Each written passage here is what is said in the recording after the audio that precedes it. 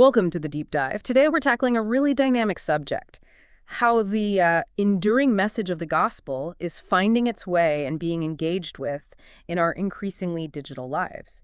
You've brought together a fascinating set of materials looking at where faith and technology intersect, and our goal is to really dig into the key shifts, the exciting possibilities, the genuine hurdles, and, well, some vital ethical considerations that are coming up. Exactly. And the resources you've shared, they give us pretty broad perspective on how the gospel is being shared today.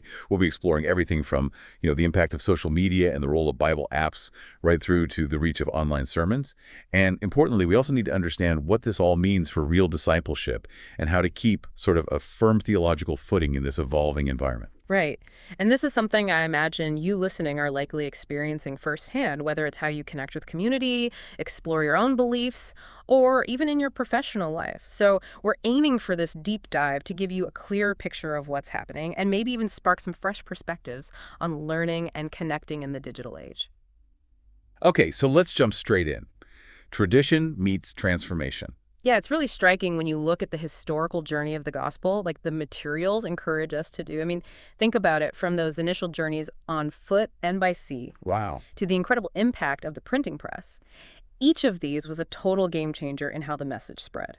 It really makes you appreciate how seismic each of those changes must have felt at the time. Completely revolutionary. And now the digital age is presented almost as this new renaissance, maybe, or at least a huge surge forward for getting the gospel out there. Yeah. The sheer thought of instant global connection is pretty astounding. Mm. It truly is. Yeah. And digital channels offer some fundamental advantages that simply weren't possible before. The resources really highlight this crucial element of interactivity, that back and forth conversation that technology enables. It's no longer just one-way communication. It's an opportunity for people, whether they're believers or just exploring, to connect, to share, and to form communities, even if they're virtual. And I think one key insight here is that this instant global reach demands we rethink our strategies for sharing the gospel. We need to focus on impactful, maybe more concise content initially, content that can draw people in and lead to deeper engagement rather than just grabbing sort of fleeting attention. Which leads us right into the digital pulpit, and specifically social media. It's almost impossible to overstate how much social media has changed the landscape of evangelism, hasn't it? Oh, absolutely. The materials you shared really drive home the idea that the pulpit isn't fixed in one place anymore. It's potentially in millions of pockets and on countless screens. And what's particularly notable is the way these platforms have, well, democratized the sharing of messages. Essentially, anyone with a device and an internet connection has the potential to reach an audience. Right. And this has fueled the rise of short-form content on platforms like TikTok, Instagram Reels, YouTube Shorts. These platforms offer incredible reach, but as the sources point out, the very nature of the format, well, it can make sustained in-depth engagement a real challenge. Right. On the one hand, a really powerful 1-minute testimony or explanation of a gospel concept can travel the world. That's an amazing opportunity. Definitely. But on the other hand, the platforms are often designed for quick consumption, that endless scroll, which can make it difficult to really delve into complex ideas. It creates this constant balancing act for creators. How do you make something that grabs attention in those first few seconds, but still has genuine substance? Exactly. That's the million-dollar question. The materials emphasize making every moment count without losing theological integrity. It's a real tightrope walk. Yeah. Then you have the incredible precision of targeting that digital platforms offer. It's a world away from the more general approaches of traditional evangelism. That example of using Facebook ads to get a gospel-focused video in front of people who are actively searching for spiritual answers online, that's really striking. Yeah. It's about connecting with specific groups with messages tailored to them in ways that just weren't possible before. But this precision also raises some important, maybe ethical considerations for those creating digital content, right? The sources prompt us to ask, are we primarily aiming for something to go viral, get the numbers up? Or are we focused on having a lasting impact? Good question. Are we potentially sacrificing important nuances in order to reach a wider audience? And crucially, how do we craft content that resonates with the algorithms that govern these platforms while also remaining theologically sound? These are vital questions for anyone involved in this space. And the echo chamber effect is another big issue that's highlighted in the materials. These algorithms are designed to show people content they're likely to agree with, Right, reinforcing what you already think. which can reinforce existing beliefs and limit exposure to different viewpoints. So for the church, the question becomes, are we primarily reaching those who already believe, or are we effectively connecting with those outside of faith? And to break out of these echo chambers, the resources suggest intentional outreach.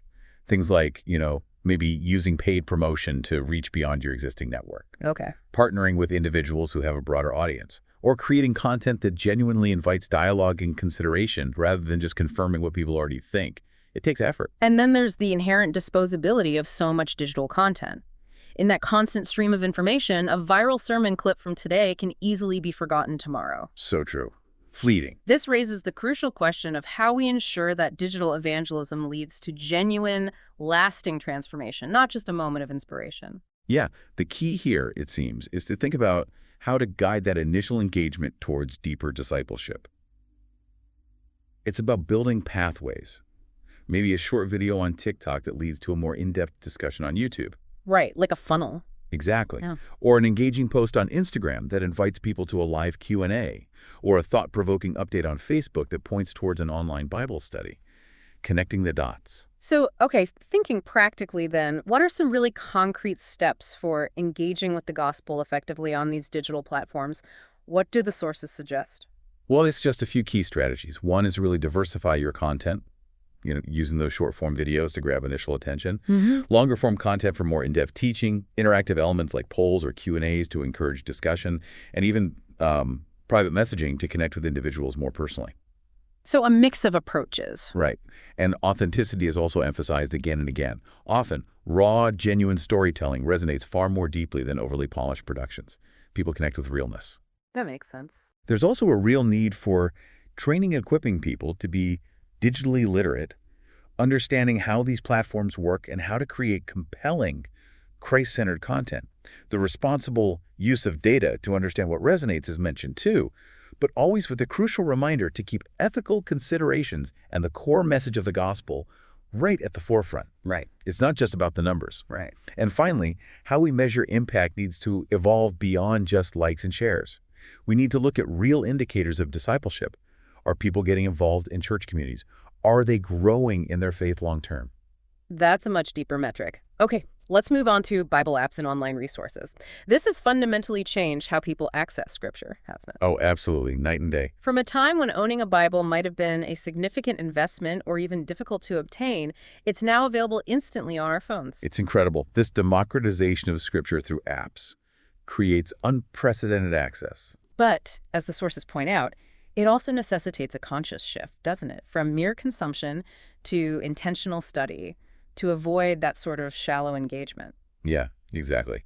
It's amazing to think about the sheer number of interactions with Scripture through apps like YouVersion. We're talking billions of chapter reads versus shared. Incredible scale. But this scale also brings up some important questions about the nature of that engagement. Is it leading to deeper understanding, or is it sometimes just a quick scan, checking a box? Right, or collecting badges. Or collecting badges, yeah. Is it fostering meaningful interaction with the text, or just, like you said, accumulating digital achievements? The materials highlight some clear benefits of these apps, though. Having multiple translations readily available, guided reading plans and devotionals. The accessibility of audio versions, which is huge for many people. Right. Community features for sharing and discussion, and the ability to search Scripture quickly. It's a really powerful set of tools for personal study. Definitely powerful tools. However, there are potential downsides to be aware of, as the sources mentioned. The ease of access can sometimes lead to more superficial engagement, just skimming the surface.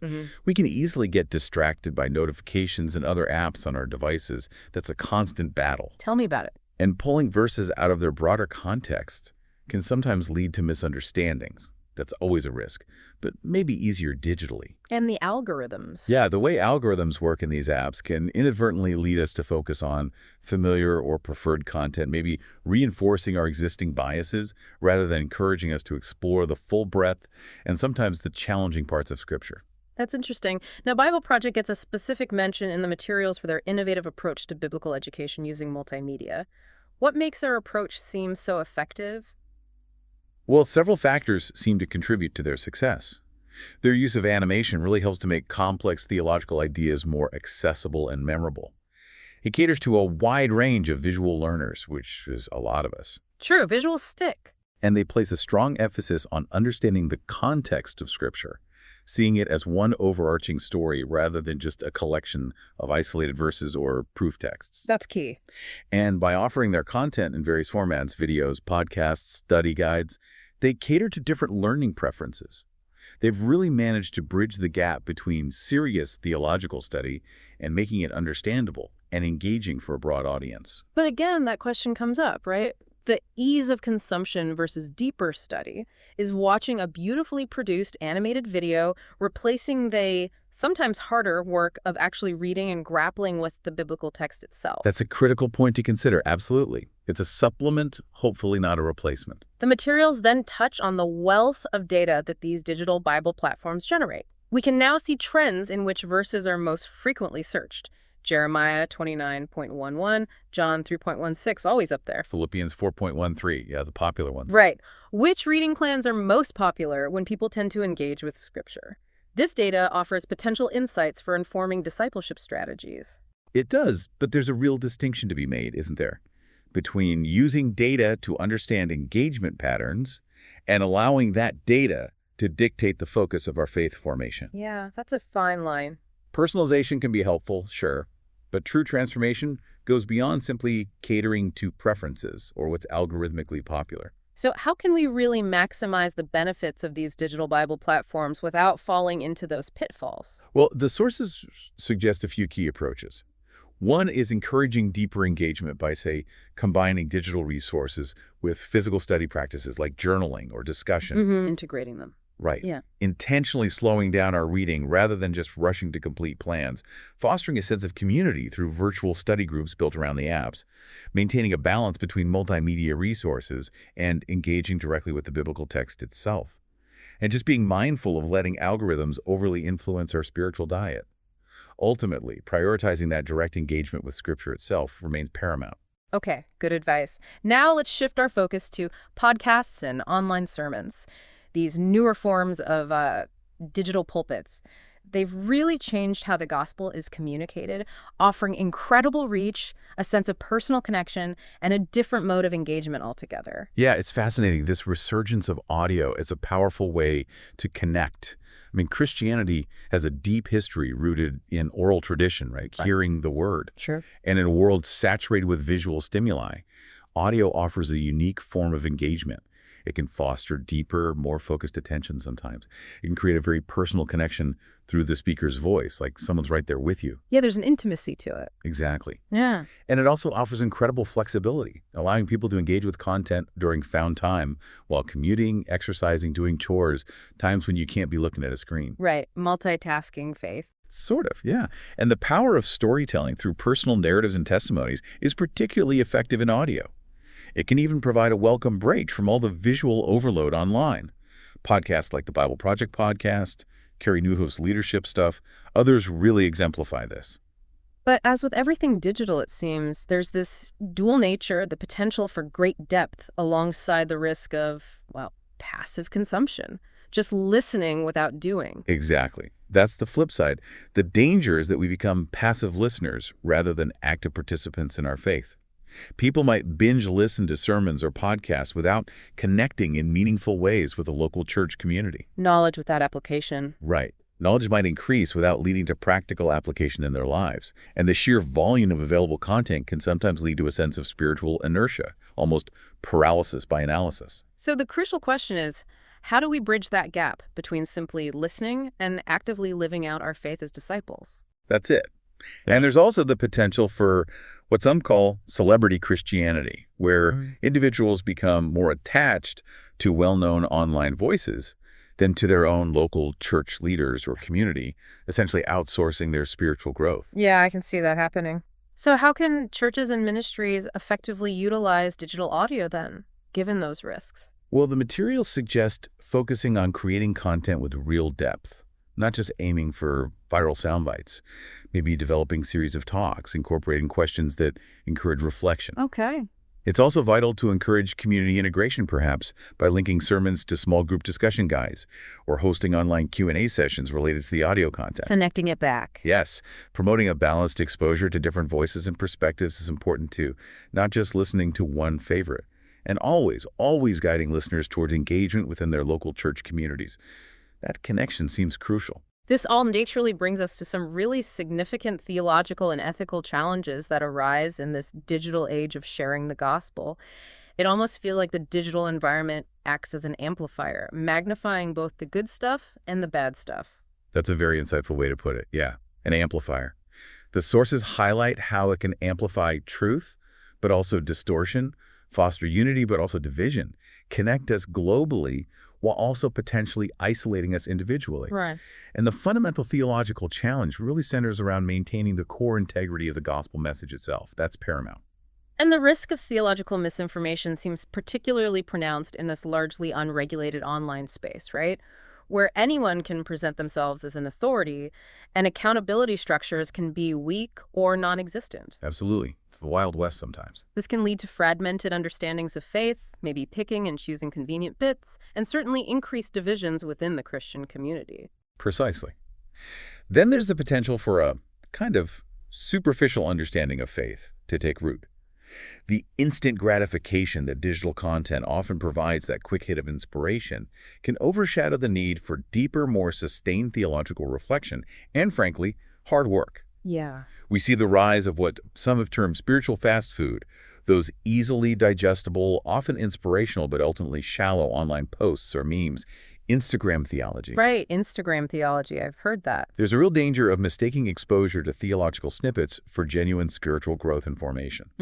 The key question becomes how we use digital tools to move people from being passive observers, spectators, to becoming active, engaged disciples. And then on the ethical side, the digital landscape itself, with its potential for division and the sense of disembodiment it can create, that presents some real hurdles. For sure. The anonymity that online interactions can afford can sometimes lead to less charitable, even harsh communication in theological discussions, fostering division rather than the kind of Christ-like dialogue we're called to.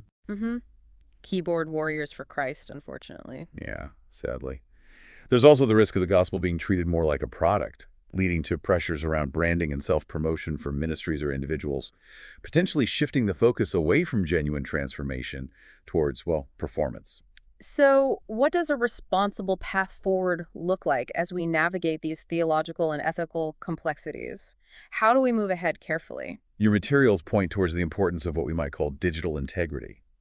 This involves prioritizing theological depth over fleeting trends or viral potential. Okay. Actively encouraging the application of what's learned online in real-world contexts, connecting faith to life, and modeling online interactions that reflect Christ-like values of unity, grace, truth, and authenticity. So it's about faithfully carrying the essence of the gospel into this new digital realm. Exactly.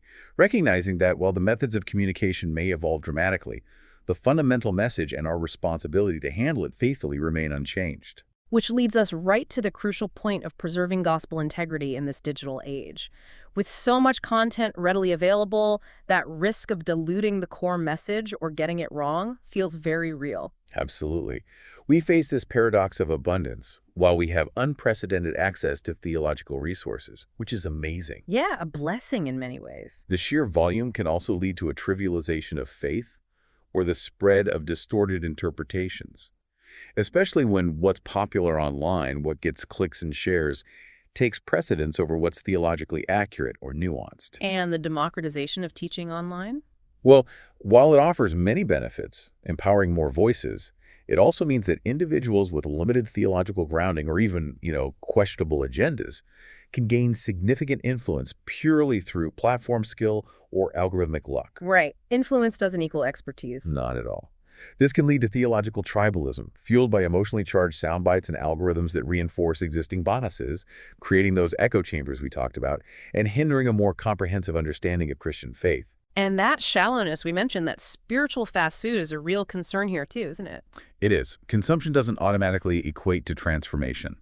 Just watching videos or reading posts isn't the same as wrestling with Scripture, praying, serving, being in community. So the role of the church then becomes even more critical. Yes, absolutely. Yep. In fostering Deeper study, maybe longer form teaching, prioritizing relational discipleship where people actually know each other, and thoughtfully integrating digital experiences with the embodied life of the local church, not replacing it.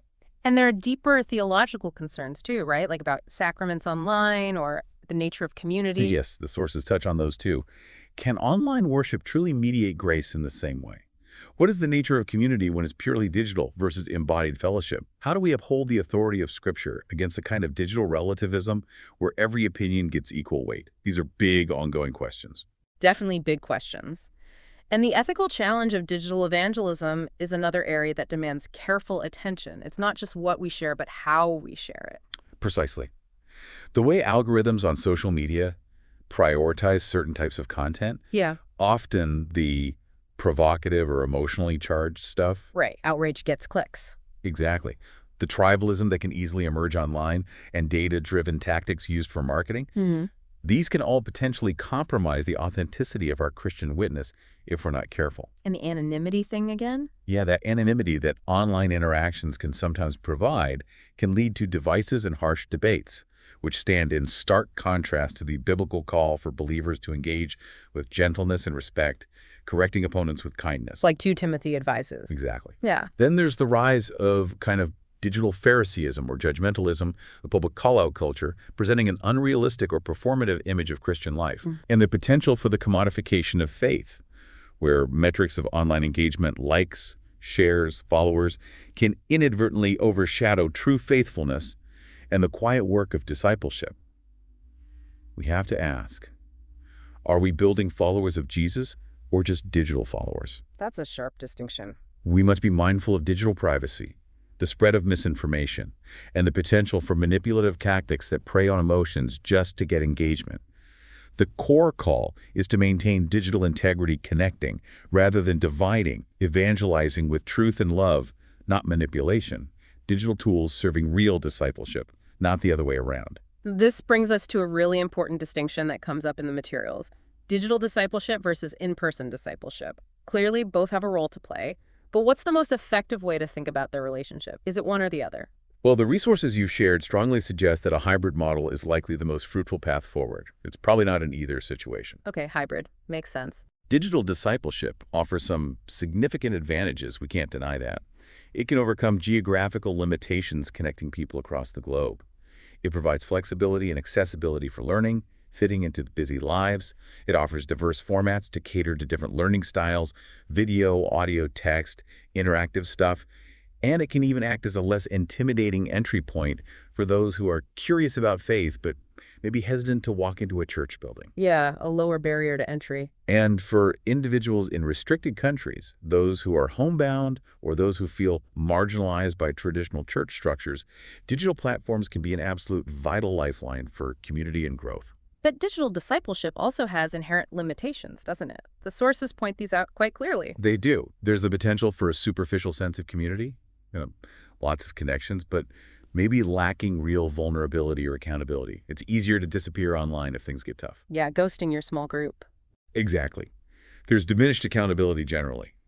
And the challenge of truly modeling a lived faith, the day-to-day stuff, in a purely virtual space.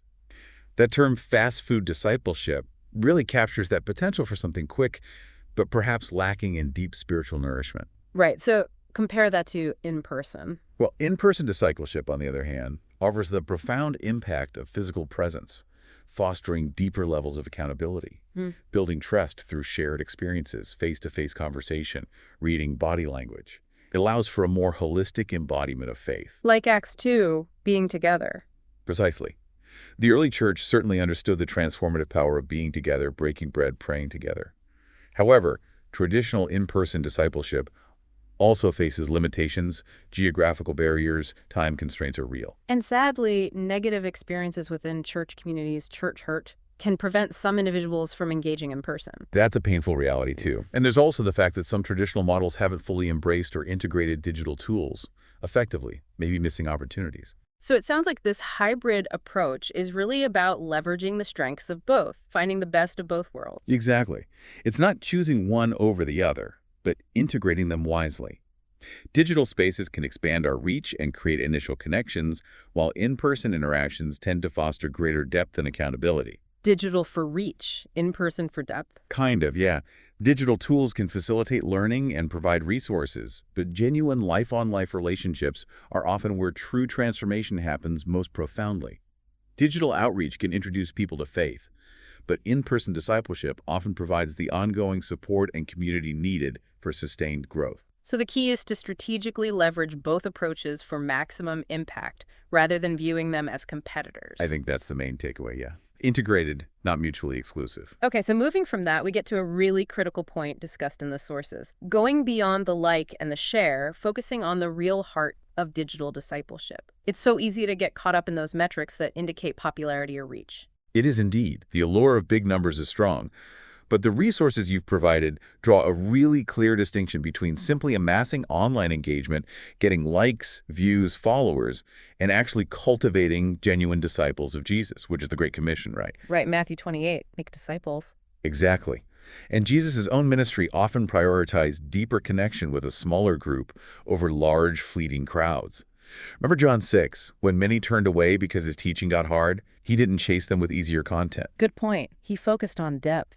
There's a significant risk, the sources warn, of pursuing a shallow form of Christianity that's driven by algorithms, what gets the most engagement, and lacks meaningful accountability or real-life change. It becomes Christianity by algorithm. Drive-through theology again. Yeah, or echo chambers, where you only hear what you want, low accountability. While digital platforms can certainly expand our reach incredibly, it's often in the context of genuine, often in-person or at least highly relational, interactions where true depth is nurtured.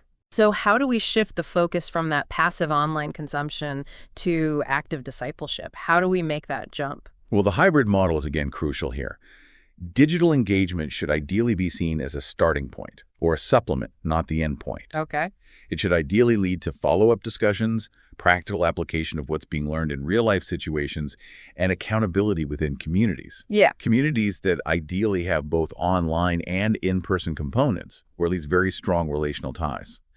So creating clear pathways. Yes, Right. creating clear pathways that guide people from that initial online interaction, watching a video, hearing a podcast, to deeper levels of engagement. Maybe from listening to a podcast to joining a related discussion group, online or off. Or from watching a sermon clip online to actually attending a service or getting involved in a local church ministry. Exactly. Connecting the online spark to offline or deeper online substance.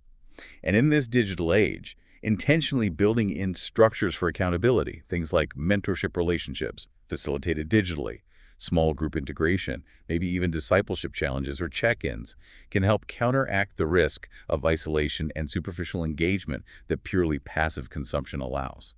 So the future really seems to lie in this blended approach. I think so. Where digital tools are used strategically to introduce and engage people, then to facilitate deeper learning and connection, and ultimately to guide individuals towards embodied discipleship within a living, breathing community. Which leads nicely to the idea of truly integrating technology for discipleship, moving beyond this idea of digital versus physical as competing choices. You're saying it really should be about strategic integration. Exactly. It's a false dichotomy, really. Digital tools aren't meant to replace in-person interaction entirely, but they can absolutely enhance and extend the reach and effectiveness of discipleship when used thoughtfully. So give me some examples of how that works practically. Okay, well, think about how technology can extend the reach of small groups. Maybe you have hybrid meetings with some people online, some in person. You can use shared online documents for study notes or online forums for discussion between meetings. Right, keeping the connection going. Exactly. Or how online courses and video series can provide ongoing learning that reinforces weekly teachings or explores topics in more depth than a Sunday sermon allows. Supplementing the main teaching. Yes, how video calls and messaging apps can facilitate mentorship and accountability across distances. Think mentoring someone in another city or even country, using quick voice notes for encouragement or check-ins. That makes discipleship more accessible. Definitely. And even how online platforms can mobilize believers for service and mission coordinating local outreach efforts, crowdsourcing resources for a need, sharing live-streamed reports from mission partners. Wow, yeah. That paints a picture of a truly interconnected body of believers, a church without walls, in a sense. That's the potential. However, we must be vigilant in avoiding the potential pitfalls of digital distractions. the lure of passive consumption, the isolation of algorithmic feeds that just show us what we already like, and the superficiality of some online connections that lack real depth. So how do we overcome those pitfalls? It requires intentionality. Clear calls to action within our digital content don't just inform, invite participation. Building clear accountability structures within our communities, and an ongoing emphasis on discernment, teaching people how to use these powerful tools wisely and not be used by them. So when used thoughtfully, technology can be an incredibly valuable asset for deeper spiritual formation, not just information transfer. Precisely. A tool for formation, not just consumption. Okay, shifting gears slightly, the power of storytelling and visual content also emerges as a really key element in effectively communicating in this digital world. In the midst of all the online noise, compelling stories really do stand out, don't they? They absolutely do. Stories are fundamental to how we understand the world and remember information. We're hardwired for narrative. It's deeply ingrained in our human psychology. Jesus taught in parables constantly, right? The ultimate storyteller. Exactly. And in the digital realm, visual content has become the dominant language. Think about Instagram, TikTok, YouTube. It's primarily visual. Yeah, images and video rule. Our brains process visual information incredibly quickly, much faster than text. And visuals tend to create stronger emotional connections and significantly improve retention compared to text or audio alone. So what makes for effective digital storytelling in a faith context, according to the sources? While they highlight a few things, authenticity is huge. Sharing real, vulnerable experiences, not just polished perfection. People connect with honesty. Relatability, too, I imagine. Yes. Relatability, addressing the genuine struggles, questions, and joys that people experience in their everyday lives, making the faith journey real. High production quality, while not everything, does help capture attention in a crowded space. Good visuals, clear audio matter, and interactivity, inviting the audience to share their own stories or respond to the narrative somehow, making it a conversation. And different platforms require different approaches. For sure. Instagram and TikTok are great for short, impactful, potentially viral visual stories. YouTube allows for more long-form, in-depth narrative or teaching with visuals. Facebook and even Twitter can work for written stories that spark discussion. Infographics can tell a story with data visually. You have to master the specific platform's language. It seems clear that the future of effectively sharing the gospel in the digital age will significantly depend on the church's ability to, well, speak visually and tell compelling stories. I think that's a major takeaway. Harnessing digital storytelling is becoming less of an option and more of a necessity for connection. But as we embrace these exciting digital tools and methods, we also need to be very mindful of the potential dangers.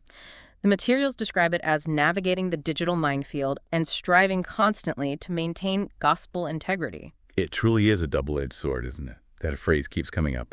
The incredible potential for reach and connection exists right alongside the very real risks of distractions, the formation of those isolating echo chambers, and the rapid spread of misinformation. Yeah. There's this constant tension between the timeless sacred truth of the gospel and the often superficial, fast-paced, even trivializing nature of online engagement. So what are some specific pitfalls we need to watch out for? Well, the sources mention the allure of sensationalism, the temptation to use clickbait headlines or emotionally manipulative content to get attention, rather than focusing on genuine substance. Intentionality is needed there. Resisting the clickbait. Right.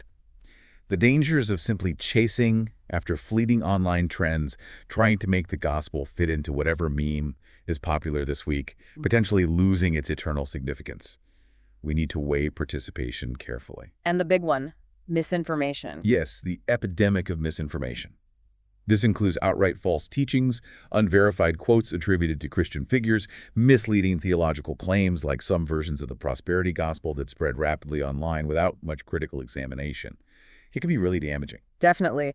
So what are some core principles for maintaining our integrity as we engage in this potentially hazardous digital space? Okay, the sources emphasize first, prioritizing substance over sensationalism.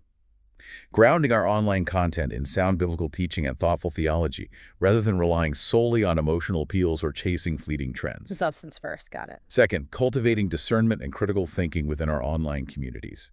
Equipping people, ourselves included, to evaluate information carefully, to spot potentially misleading theology or logical fallacies, to check sources. practical digital literacy for faith. That's empowering people. Yes, and perhaps most importantly, fostering genuine connections that go beyond superficial online interactions. Yeah. Creating spaces, whether through live Q&As, virtual small groups, authentic comment moderation for real conversation, mutual support, and accountability. Community matters, even digitally. Ultimately, then, it seems to come down to embracing the digital age with both wisdom and purpose. It's this extraordinary confluence of opportunity and responsibility. Precisely. The digital landscape represents a vast mission field, an unprecedented opportunity. The potential for global reach and the speed of communication. Think live streaming events to closed countries, virtual mission trips connecting teams. It's incredible. And the enhanced connectivity for relationship building. Yeah, messenger apps keeping small groups connected, comment sections sparking meaningful dialogue sometimes, virtual communities forming around shared interests or needs. These are real positives. But this also demands that we approach our digital engagement with, as you said, intentionality and careful discernment. Absolutely. We need to prioritize substance over sensationalism consistently. Be acutely aware of ethical considerations like privacy, ensuring authenticity, representing faith responsibly, guarding against misinformation, thinking about deepfakes even, avoiding exploitation. And harnessing that power of storytelling we talked about. Yes, using authentic personal testimonies, leveraging visual content as a primary language to connect with contemporary culture. So the aim should be purpose-driven digital ministry. Exactly. Focused on building digital discipleship communities that lead to real-world faith, calling for discernment and wisdom in how we use these tools. The digital harvest is ripe, as they say, but we need to approach it with intentionality, authenticity, and a whole lot of wisdom. So as we wrap up this deep dive, it's clear the digital age presents a powerful but intricate landscape for sharing and engaging with the gospel. We've explored the remarkable reach and connectivity it provides, Alongside the crucial need for wisdom, integrity, and real intentionality to cut through the noise and uphold the depth and truth of the message. It's not just about being online, it's about how we're online. And we hope this exploration has provided you, our listeners, with some valuable insights into the dynamics at play in this digital world of faith. As you continue to navigate this space, remember the importance of finding that balance between broad engagement and meaningful substance, and between wide reach and genuine, authentic connection. Yeah, that balance is key. And here's a final thought for you to consider as you go. In a world where our attention is constantly being sought, where it's the ultimate currency, really, and where digital interactions are so prevalent, how will you intentionally and thoughtfully invest your digital engagement to foster genuine faith and lasting transformation, both in your own life and perhaps in the lives of those you connect with online? That's a great question to chew on. Definitely something worth continuing to explore. Thanks for joining us for this deep dive.